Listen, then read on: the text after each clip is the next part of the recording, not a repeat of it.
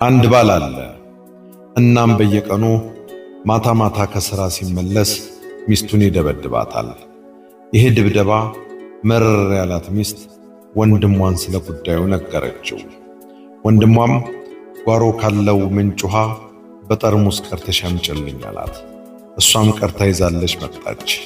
ወንድሟም ለጥቂት ደቂቃ ውሃውን አተኩሮ አየና እንዲህ አላት፣ ባልሽ ከሥራ በገባ በቁጥር ከዚህ ጠርሙስ ትንሽ ጠጪ፣ ነገር ግን ውሃውን ፈጽሞ እንዳትወጪው። እሷም እንደተባለችው አደረገች።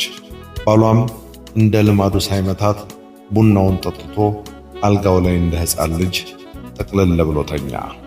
ሚስት በዚህ በጣም ተገረመች። አንድ ወር ሙሉ በጊዜ ወደ ቤቱ ይገባል። አይመታትም፣ አይጨቀጭቃትም። በሰላም አውርቷት ራቱን በልቶ ይተኛል።